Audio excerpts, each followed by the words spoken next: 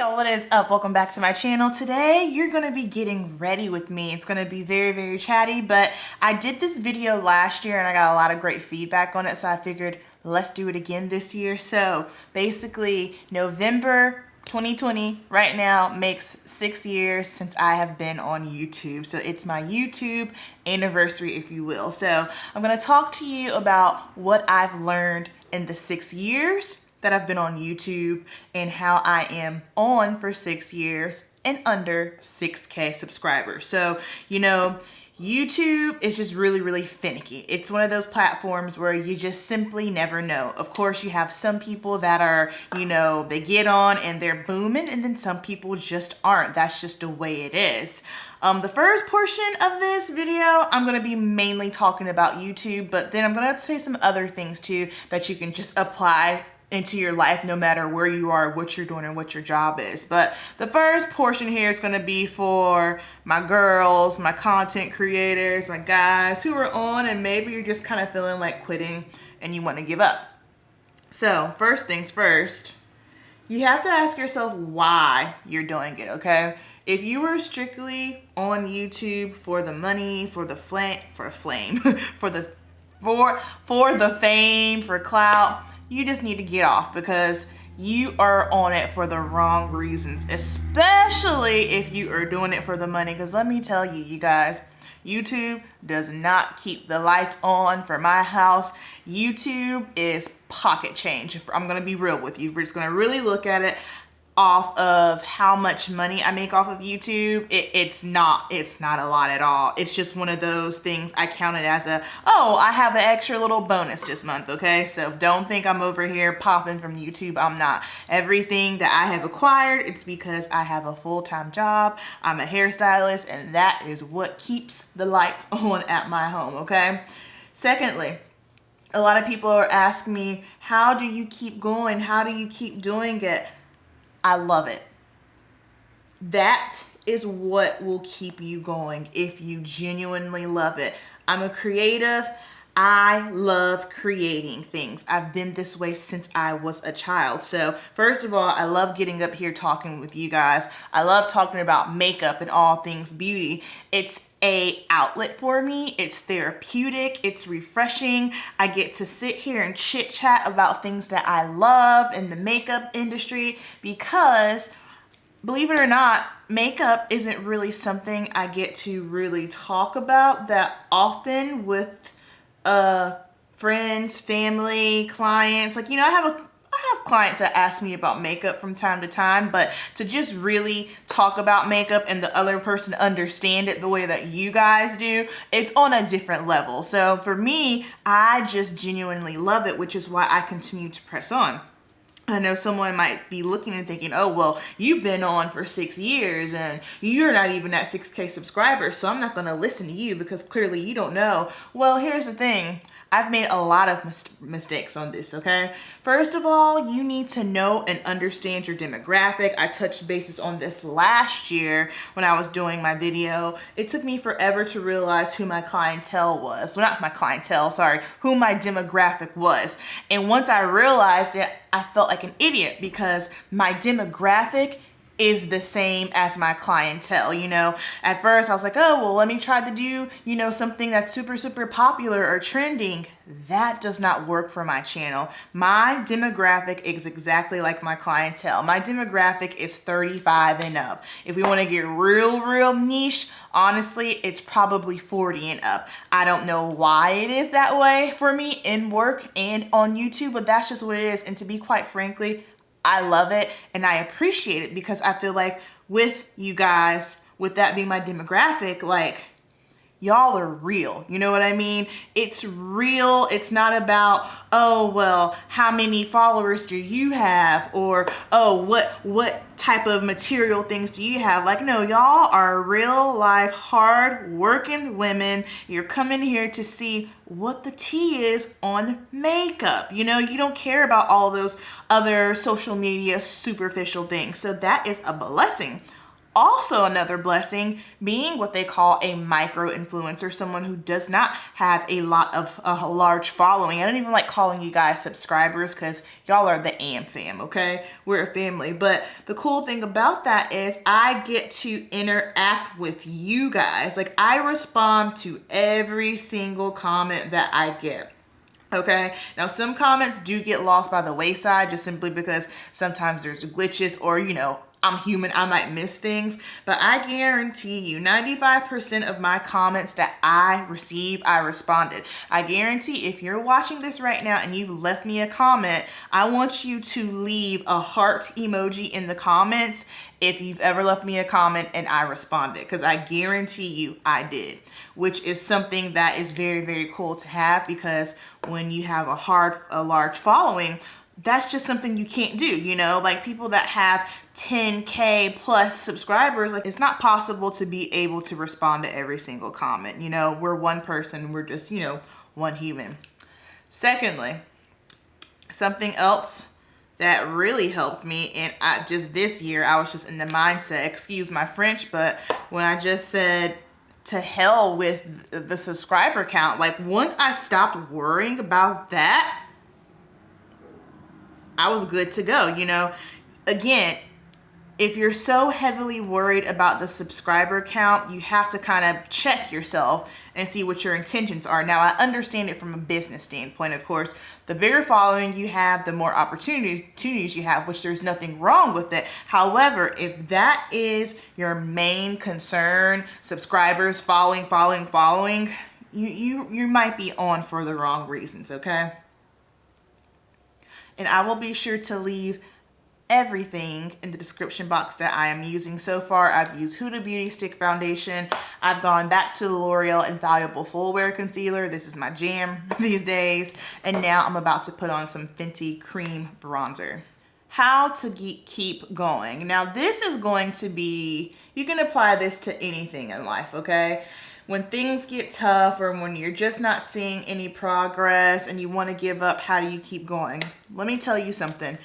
Those moments when you feel like you aren't seeing any progress, that is when the most progress is being made, okay? Anytime I've been in a situation like that in my life, I guarantee it might not be a week later, it might not be a month later, but once I'm out of that funk and that phase and I can look back at it, I was just like, oh my God, I can see what's going on. I can see what's happening. So maybe you're not where you want to be in life right now, okay? Maybe you're not where you want to be on YouTube, at a job, at a relationship. Maybe you're someone who's single and you're like, oh my gosh, I'm in my 30s and I'm single and I'm not married yet. Don't worry about that, okay? Because at the end of the day, God has a plan for you. Just as long as you keep moving on, you keep moving forward and doing what it is that you're supposed to do, God is going to fulfill whatever it is that your heart is desiring, okay? Especially when you are operating in His will and you are following the plan. Again,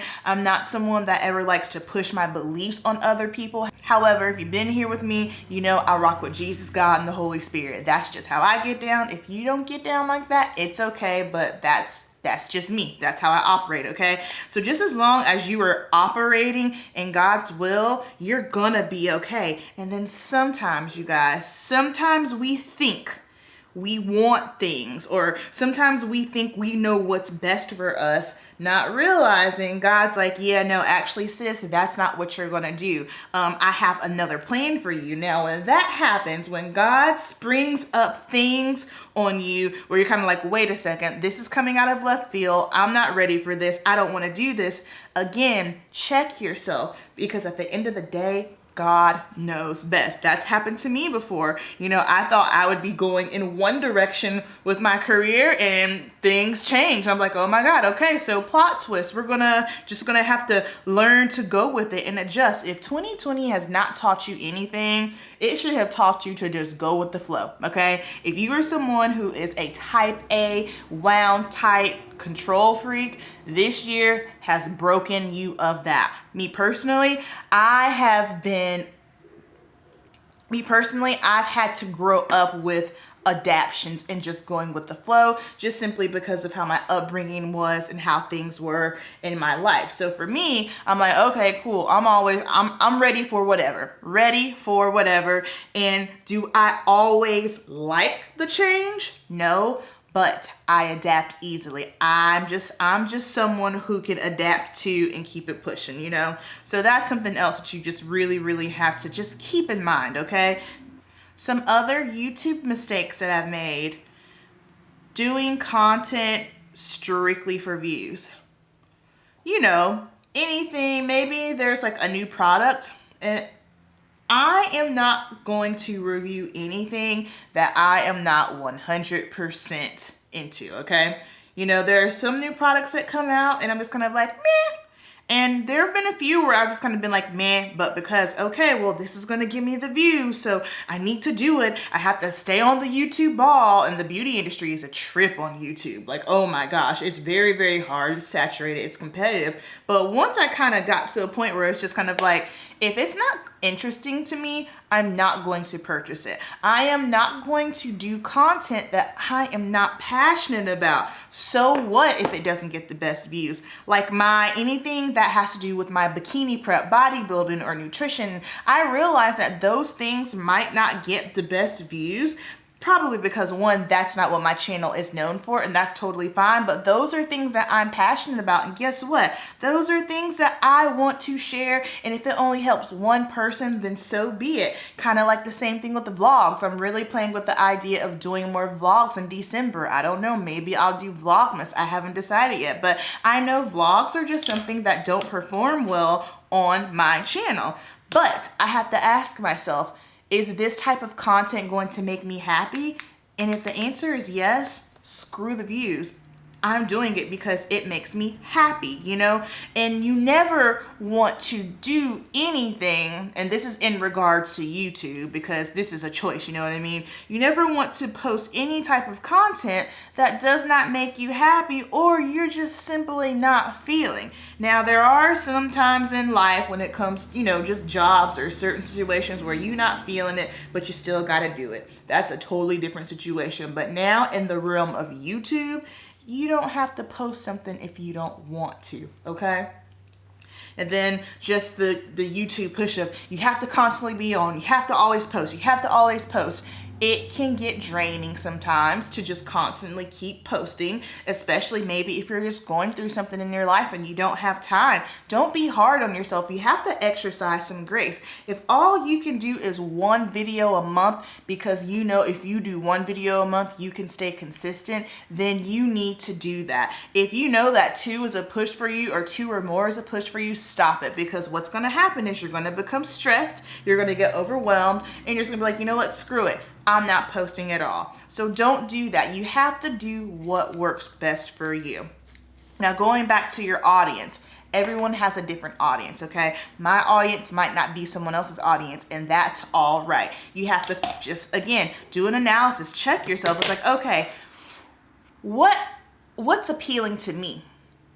Because when you start trying to really figure out what's appealing to me and really, really getting just deep down into your interest in what you like, 9 times out of 10, those are gonna be your people, okay? So your demographic is always going to be a reflection of you. Like I said earlier, my demographic's 35 plus, 45 plus. Why is that? Probably because I'm just a very mature person. I've always been a mature girl. Everyone has always thought that I was older than what I was. My friends were always older than me. I'm an only child, so therefore I was around a lot of adults. My mom was a single mom. So I think that is why the 35 plus and 45 plus demographic kind of rolls with me, just simply because I'm just a more mature person, and that is okay. You know, that's okay. And it's so funny because there have been plenty of times when, especially when I was like in my late 20s, when I would get someone in my chair at salon who was the same age with me as me, I'd be like, oh my gosh, I cannot wait to get this person out of my chair. They're the most immature human being I've ever met in my life. That's real tea, okay? But again, everybody is just in different phases of their life. Now, next up, how do you keep going? first of all, ask yourself, do I need a break? Do I just need to step back for a moment, get some things sorted out, and really figure out which direction I want to go?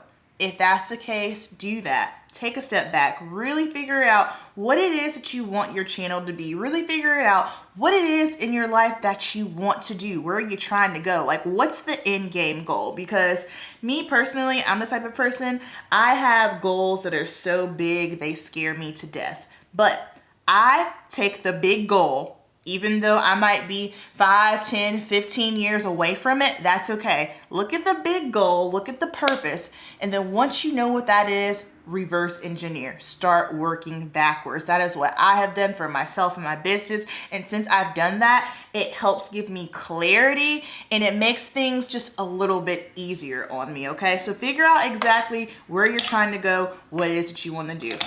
Now, what if you're someone who is scared? What if you are scared to post on Instagram? You want to get into creating content, blogging, and you're scared to do that. The best things that I've ever done for myself in my life have all been scary, okay? In fact, if it does not scare you, then you're probably not on the right path. For me and my goals and the things that I have planned and what I want to do scare me to death, okay? I am afraid of myself. I'm afraid of my own thoughts just simply because I have these big goals and dreams and I'm like, yo, shawty, like who are you to think that you can do that? And again, if God has placed it on your heart, it's already a go. Green light. Don't be afraid. He's already blessed it. And you know, it could be something as maybe as simple as you just want to start a blog. Maybe let's say you're a stay-at-home mom and you're the best homemaker in the world. Like you've got everything down to organizing, you're cooking. That's dope. I admire people like that. I love watching stuff like that. No, I'm not a mom, but I like seeing how these women go about their lives and how they do things just simply because that's a job within itself. Being a stay-at-home mom, I don't think that's anything that I could ever do. However, you could be a blessing in someone else's life. You can help other people out. I watch 2 stay-at-home moms and their YouTube channel is all based on homemaking, and I like watching them because they give me great organization ideas. I'm like, oh, that's dope. So you can always learn from someone and you can always be a blessing to someone else. So don't be afraid. Like, you have gifts and talents. What if maybe you're at a job and you know it is past time for you to just make a career switch, make a career move? Like my girl, Lady T, she's going to esthetician school. Shout out to you, Lady T. I hope you're doing good. I think that's amazing. Like, if there's something that you want to do, maybe you want to switch careers, start small. Figure out, okay, where do I start? What do I need to do? Where do I need to put my energy in making this happen? Start small, you know? Where can you start to get this goal going, okay? Because a lot of people, like, sometimes they look at the big picture and they get overwhelmed. But what you have to realize is it's those small details, you know? It's those minor details that you don't think are a big deal or are even going to help you that are going to progress you and catapult you and get you to where you need to go. It's kind of like with bodybuilding for me, okay? Like, I have check-ins every Friday with my coach, right? And I'm looking at my photos, I'm looking at my physique. I don't see anything. No changes. 12 weeks out, no changes. 11 weeks out, nothing. 10, 9. I hit the 8-week mark and I'm like, oh, wow. Okay, so everything that I've done for the past 12 to 8 weeks, I couldn't see it on the 12th or the 11th or the 10th or the 9th week. But when week 8 came through, that's when I can see all those minor details. So start small, you guys. It doesn't have to be anything so grand and large at the moment. Just start small. And honestly, if you are truly passionate about it, go off, go get it, go do the thing that you've been thinking you wanted to do, okay? Don't be afraid.